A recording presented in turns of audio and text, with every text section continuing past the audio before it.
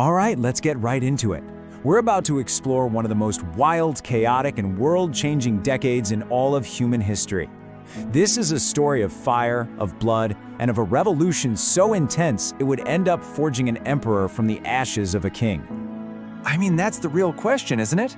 How does a nation on its knees, completely and utterly bankrupt, pull itself together and become a superpower ruling half the continent, and in just a single decade? It sounds completely impossible.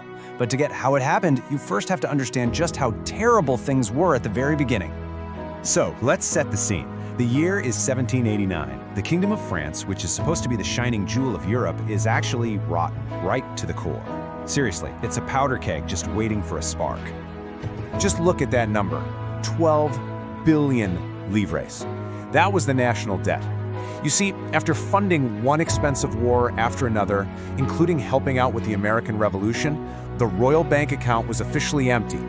By 1788, the government just threw its hands up and stopped paying its debts. The kingdom was flat broke. And this right here, this shows you the core of the problem. French society was rigidly split into three groups, or estates. Now get this, the first two, the clergy and the nobility, made up a tiny 2% of the population, but they owned over a third of all the land. And this is the crucial part, they paid almost zero taxes. So who do you think that leaves to pay for everything? Yep, the third estate, the other 98% of people. They were starving, the price of bread was through the roof, and they were footing the bill for the entire country. The king, Louis XVI, knew he had to do something. So for the first time in 175 years, he calls a meeting of the Estates General to try and get new taxes approved. But the third estate was done playing along. They knew the other two estates would just vote together and block any real change. So they did something radical. They walked out and declared themselves the National Assembly, a real government representing the people. The king's big plan to fix the budget? Well, it just lit the fuse of the revolution. And just like that, the old world starts to crumble. But the new one, it was born in absolute chaos and violence. From here on out, the pace just gets faster and faster, almost totally out of control. On July 14th, rumors were flying that the king was bringing in troops to crush the new assembly. So, the people of Paris took matters into their own hands. They stormed the Bastille prison, which was this huge, hated symbol of the king's power. This wasn't just some riot, this was it, the point of no return. The king had officially lost control. The revolution was on. And things started happening so fast. By 1792, boom, the monarchy's gone. France is declared a republic. A few months after that, the king himself is executed by guillotine for treason. And as foreign armies start attacking from all sides, a radical group takes over, creating the infamous Committee of Public Safety to protect the revolution from its enemies. And this quote, this is the chilling idea that took over. Robespierre, the leader of the committee, basically said, look, we're surrounded by enemies, inside and out. The only way to save the republic is with terror. He wasn't even calling it murder.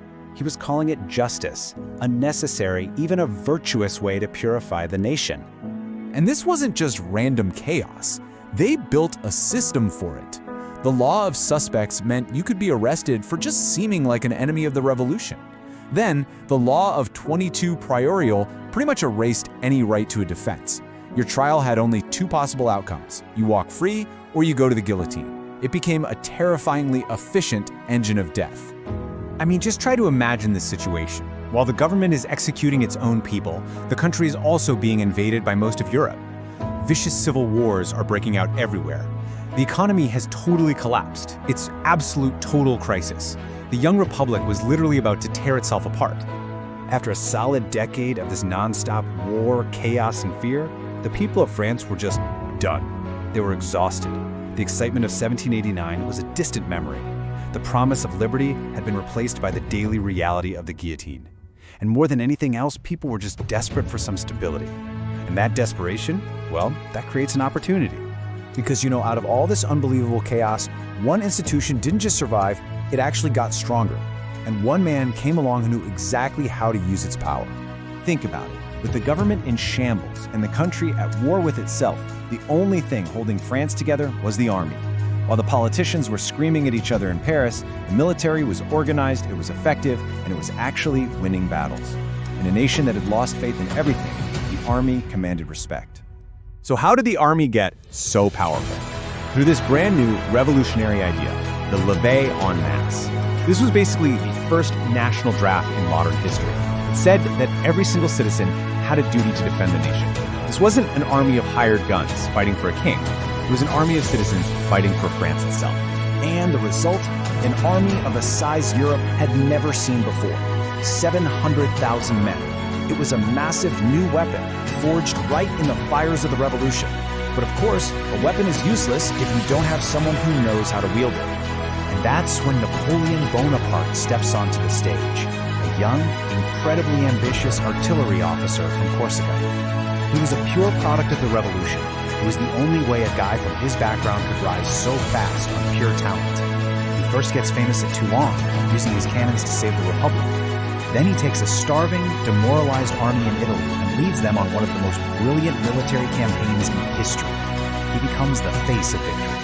And this, right here, is the key to the whole story. For Napoleon, the chaos wasn't a problem, it was a ladder. Every time the politicians in Paris failed, the general who could offer stability looked better and better. Every crisis that made France weaker made the army and its greatest hero stronger. Which really brings us to the great irony of it all. A revolution that started with people crying out for liberty, a revolution that executed a king to end tyranny, somehow paved the way for a new and maybe even more powerful absolute ruler, an emperor. So how did he pull it off? In our next explainer, we're going to break down Napoleon's final brilliant steps to power, all the way from the battlefields of Egypt to the political coup in Paris that made him the master of France. We're going to see exactly how bankruptcy, revolution, and fear accidentally created an emperor. You won't want to miss it.